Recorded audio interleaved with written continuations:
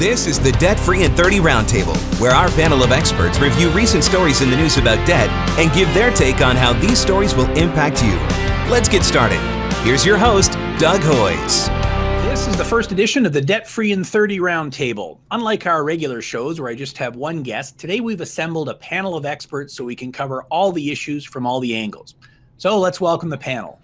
Barton Goth is a licensed insolvency trustee joining us today from Edmonton, Alberta. Bart, how are you doing today? I'm great. Thanks, Doug. Thanks for being here, Bart. Robert Brown is a personal finance expert and the author of Wealthing Like Rabbits, joining us today from Ajax, Ontario. Robert, how are you doing today? I'm doing great, and thanks for having me on the show today, Doug. Thanks for being here, Robert. And joining me right here at the head office of the Hoyes Michaelis Empire here in Kitchener is Ted Michaelis. Ted, how are you doing? I'm just fine, thank you.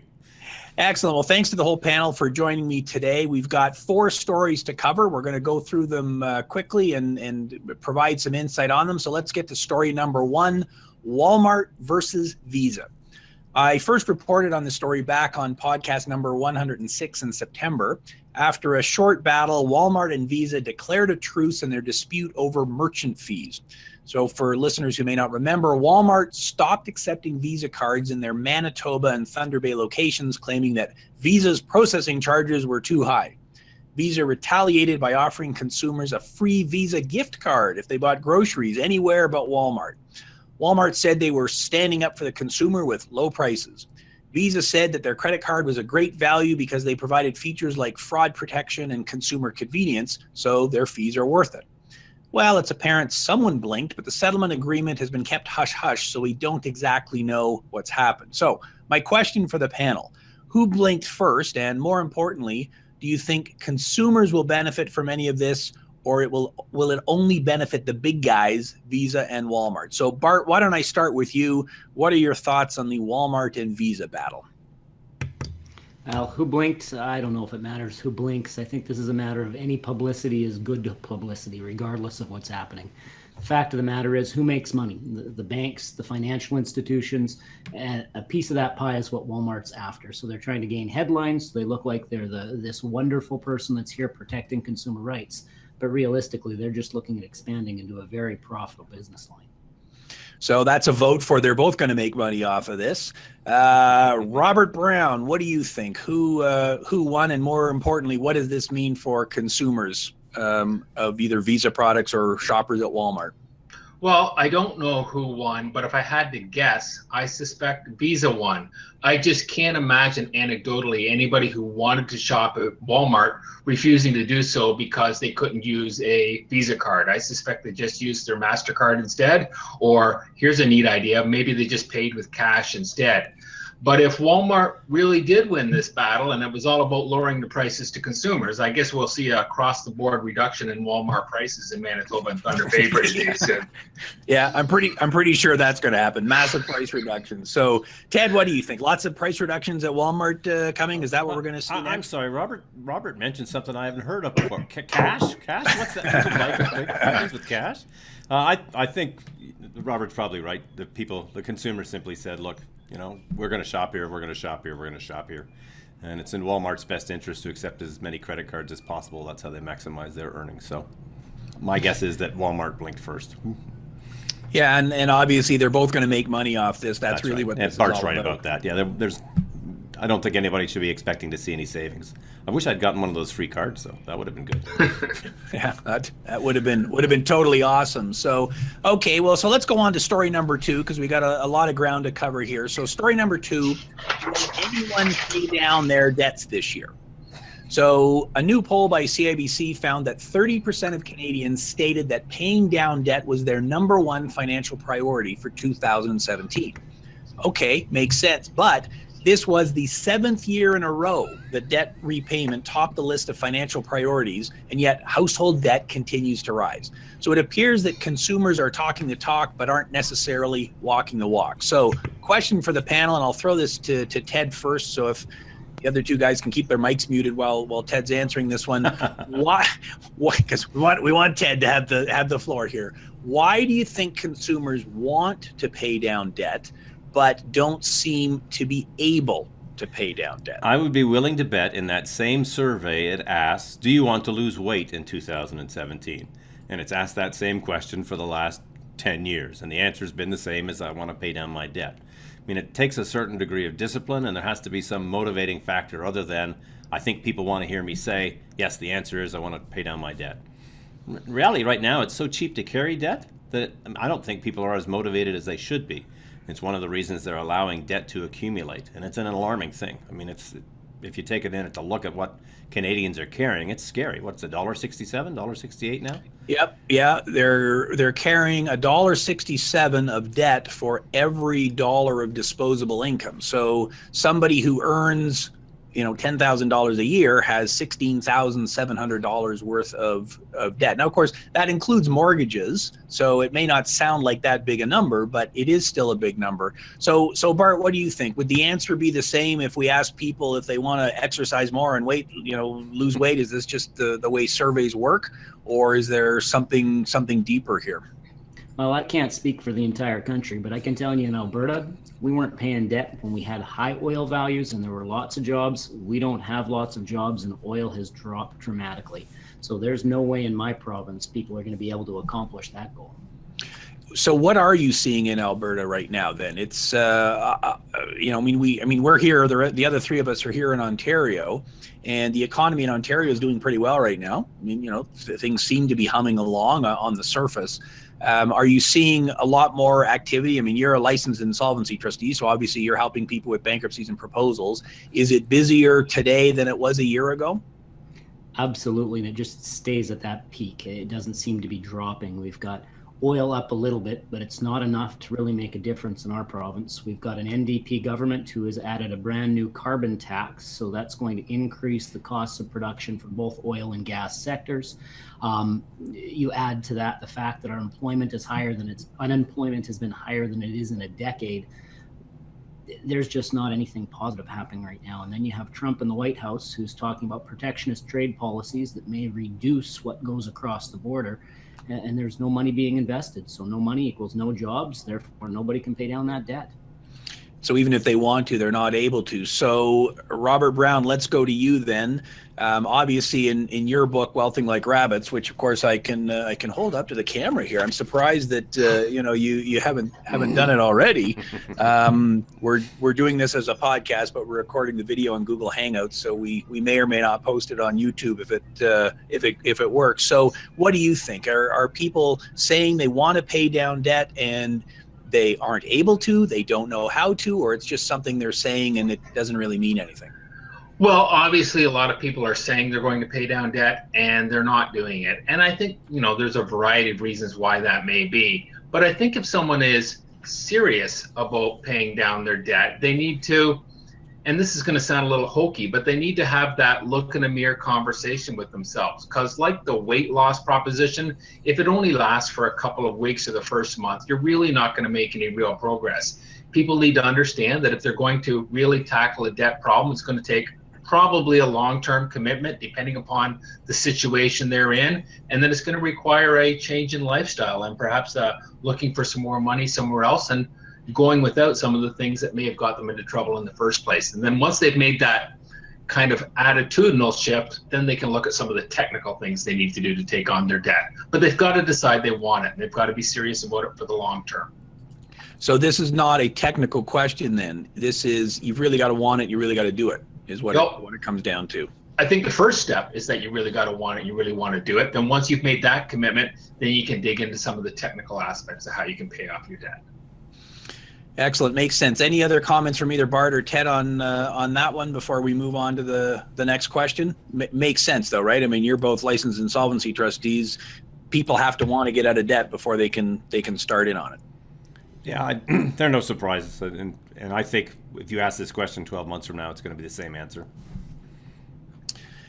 Yeah, no, I suspect you're exactly right. That's just the way it is. So, okay, well, let's go on to question number 3 then. Story number 3, even the Bank of Canada thinks we're about to explode.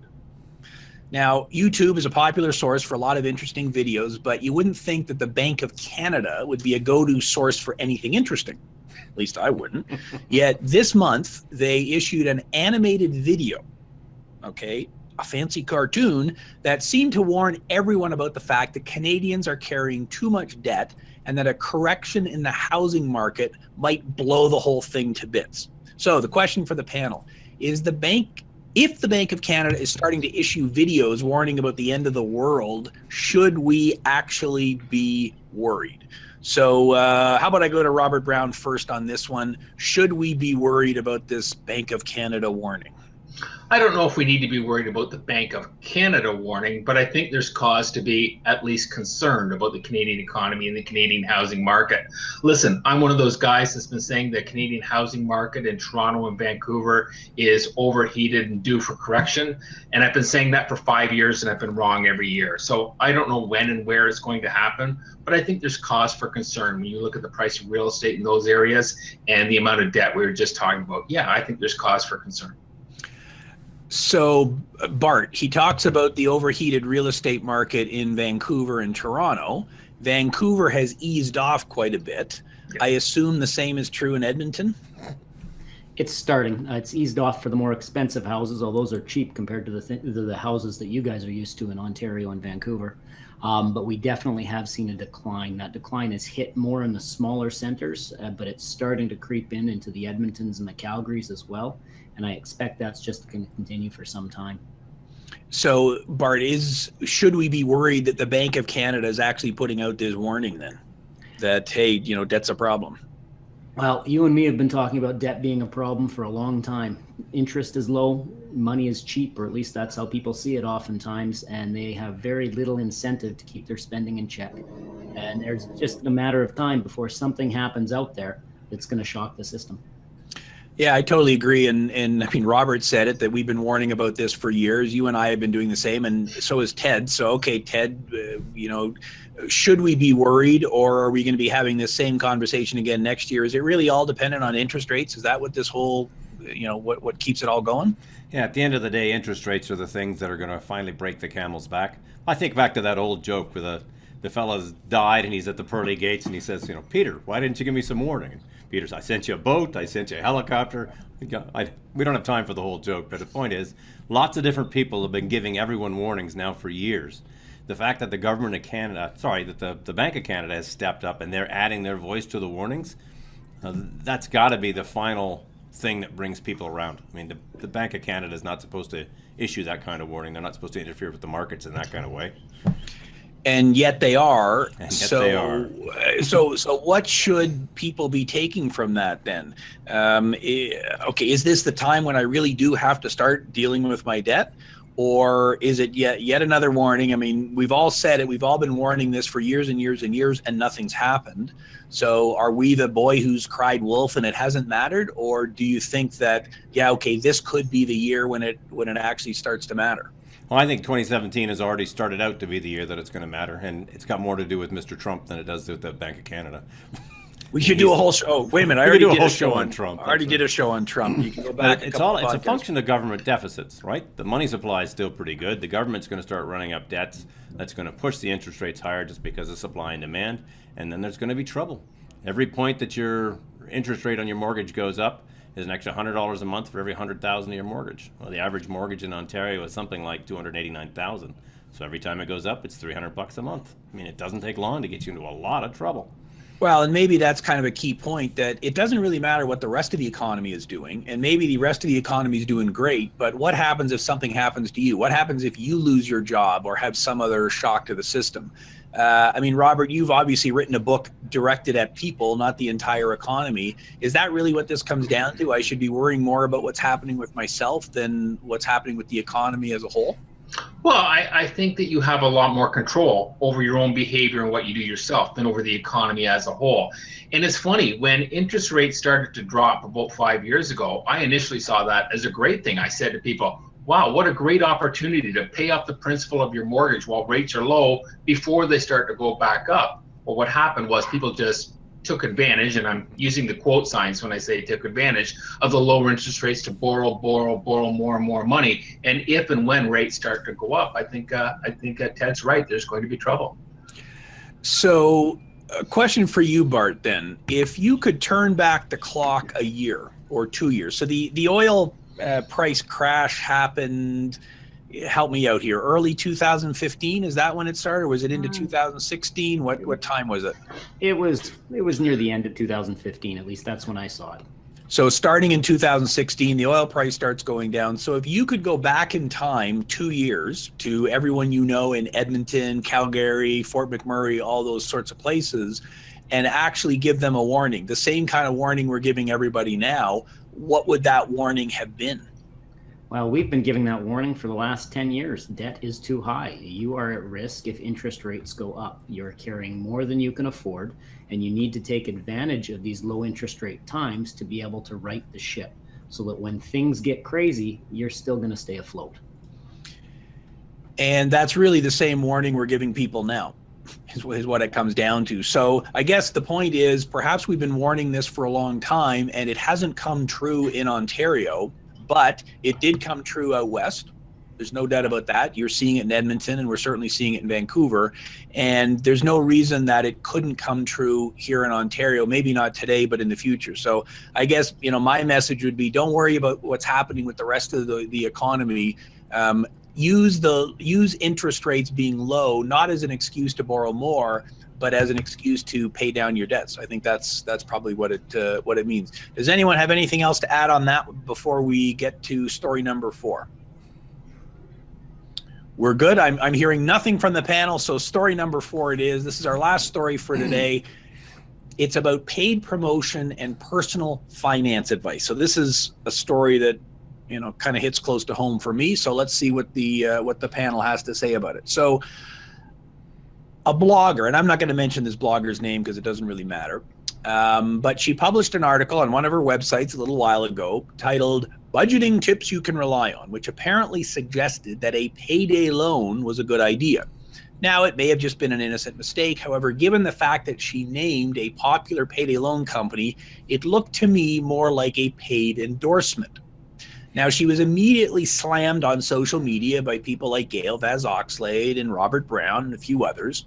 In the end, the offending article was taken down by the blogger website. So my question for the panel, I'm going to start with you on this one, Robert, because you were one of the people who jumped on her and I think got her to take this offending post down. But what do you think of personal finance experts mixing affiliate product recommendations and personal finance advice? I mean, how does a consumer know that they're getting unbiased advice? Well, I would start by saying you're right. In the interest of full disclosure, I was one of the people on Twitter and social media giving Gail digital high fives and kudos for calling this person out. And I find it very hard to believe it was a mistake. A personal finance blogger recommending a payday loan place pretty much had to be a paid endorsement. And even if it wasn't, it was horrific advice. And I think that if somebody is going to be paid for endorsing a product or service, they should be upfront and announce it either on their blog or at the beginning of the piece. So at least they've been upfront and told people they're being paid for this advice. But even if they do so, it still needs to be good advice. And if it's not, you're out in a social open platform and you're subject to a certain level of what I hope will be polite and professional criticism. So I guess that's where I stand, first of all, on that piece of advice. I totally agree on that. And I think I should probably clarify this for people because it seems obvious to me, but maybe it isn't obvious to everyone listening, what we mean when we talk about an affiliate relationship. So we all know what an ad is. If I go to a website and there's an ad at the side of it, a Google ad, a display ad, whatever, I know it's an ad. But when I read an article and it talks about, I bought my kids this new kind of toothpaste today, you don't know for sure if the person writing the article, the blogger, is saying that's a good kind of toothpaste because they really believe it or because they're getting paid to embed that as part of their article. That's what an affiliate link is. That's what's called native marketing. So native advertising. You don't know what it is. You think it's part of a normal story. And I think that's the thing that I kind of find most offensive about this, that I look at it and I go, oh, this is something legit. They're actually trying to make an honest recommendation. Ted, what are your thoughts about this whole issue of what people are actually doing? You just want to wind me up on payday loans, don't you? I do. Objective here. Well, what's the warning you give people? Don't believe anything you read on the internet. Don't believe anything that you heard. Do your own investigation. Do your own due diligence. There are so many different ways that this native advertising that you're talking about is occurring in our culture. I mean, you can't tell. There could be people watching this podcast that go, well, wait a minute, 3 of these guys are licensed insolvency trustees. They want me to deal with my debts so they can make their living. Well, that's true. That's how we make our living. I want you to deal with your debts because your life will be better if you do it. But that's a different topic for a different day. No, but you're absolutely right. Everybody has some kind of agenda. Right. Our agenda is exactly what you just said. We would like you to deal with your debts. Now, I think at Hoyes Michaelis and I think at Bart's firm, we're certainly upfront about the fact that we know that everybody doesn't need to do a consumer proposal. We want you to explore all the different options and find the one that's right for you. But yes, I agree. You've got to look at your options. Now, Bart, let's bring you in on this. So Ted said you shouldn't believe anything you read on the internet. And of course, he didn't mean anything I personally wrote. He meant not in particular, no. Yeah, that's certainly something you should absolutely be believing. But what do you think in general then of how a consumer should be responding to what they read on the internet? I mean, do you have to be skeptical about absolutely everything? Like, what are you supposed to do? How do you know what's true? I think it's healthy to start with a reasonable level of skepticism.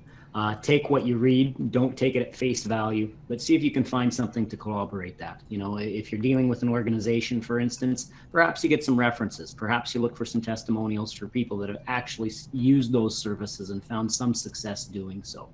Perhaps you go and sit down and meet in person with whoever this is you're dealing with. I think one of the most scary things is when you can't find somebody that you can sit down in an office and have a face-to-face conversation with.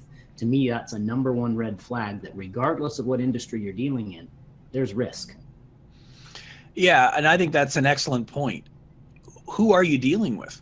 So somebody who writes a blog who maybe doesn't even put their real name on it, who doesn't have an actual location, you can't actually talk to them. Is that as reputable as somebody you can actually go and talk to?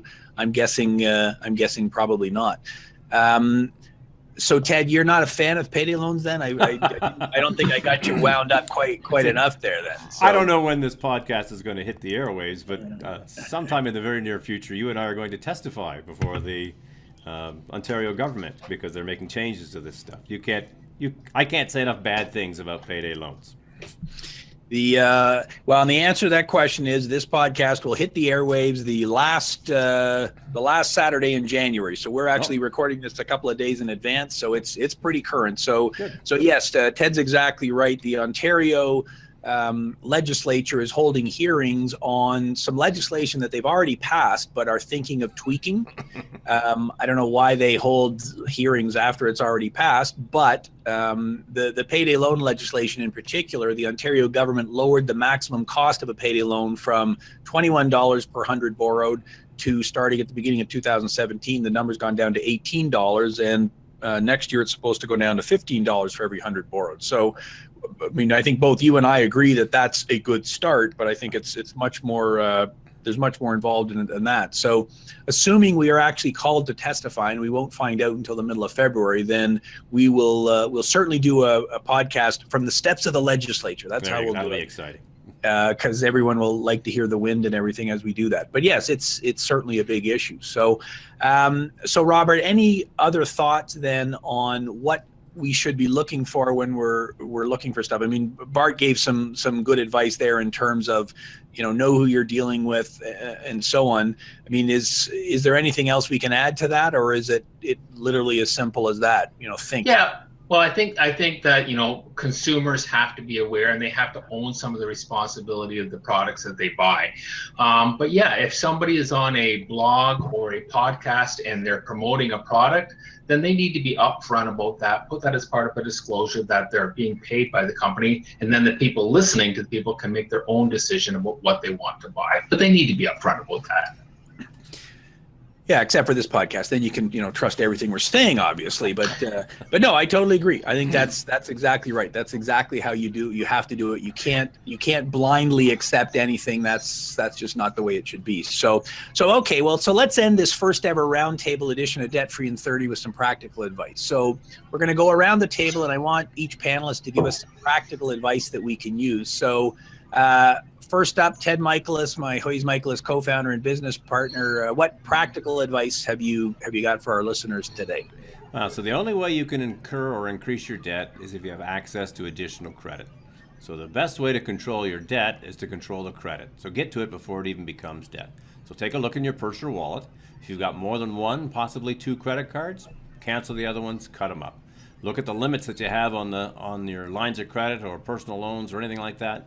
Limit your access to this money. Then you'll have to think harder before you spend it. Makes sense. Don't make it easy to get into debt is good advice. So, okay. So from Edmonton, Barton Goth, licensed insolvency trustee, proprietor of Goth and Associates. So Bart, you're in Alberta. We've talked about the fact that the oil price has collapsed. The economy in Alberta is a lot worse than it is here in Ontario. So what advice have you got for our listeners today? Well, I'd say, remember, every dollar you make is money that's hard earned. And if we spent half as much energy considering how we spend that money, I think we'd be a lot more cautious in the things that we purchase. I think we'd be a lot more cautious in the debt that we take on, because we'd recognize that that's something we're going to have to pay back in the future. Regardless of whether it's low interest or high interest, there's going to be a cost. It's just a matter of how much. And we need to make sure that we're aware of those things and think through them before we make choices. Yeah, you can't go wrong with thinking. I totally agree on that. So final panelist, personal finance expert, multiple time guest here on Debt Free in 30, and author of a fantastic personal finance book, Wealthing Like Rabbits. Oh, there, I butchered the title. So Wealthing Like Rabbits. There you go.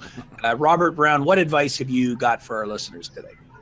Well, first up, the first two pieces of advice from Barton and Ted were great. And my go-to piece of personal finance advice is usually for people to be comfortable living within their means. It's not hard to find a personal finance book or a podcast with the advice, live within your means. And it is great advice, but I always like to add the caveat to be comfortable doing it. Because if you look at it as some sort of hardship or sacrifice, it's going to be pretty hard to maintain. But once you've decided you're comfortable with it, it makes that lifestyle a lot easier. Fantastic. Well, I think that's great advice, and my advice is similar to what you guys have said. I mean, we live in the age of Facebook where everyone is an expert. I see it on our 310 Plan, Hoyes Michaelis Facebook page all the time. We've got people who have some knowledge but don't necessarily know all of the nuances of what they're describing. So you should not blindly trust anything you read. Go to multiple sources, make sure you're getting it from the source, make sure you're getting it from an expert, and talk to an expert. I think it's as simple as that. So that's our show for today. Thanks to Barton Goth, Ted Michaelis, and Robert Brown for joining me on the first ever edition of the Debt Free in 30 Roundtable. Full show notes, including links to all the news stories we discussed and how you can get in touch with each of the three guys on the discussion, will be on our website at hoyes.com. We'll also have a full transcript there. So that's hoyes.com, HOYES.com. I'll be back next week with a regular show. Until then, thanks for listening. I'm Doug Hoyes. That was Debt Free in 30.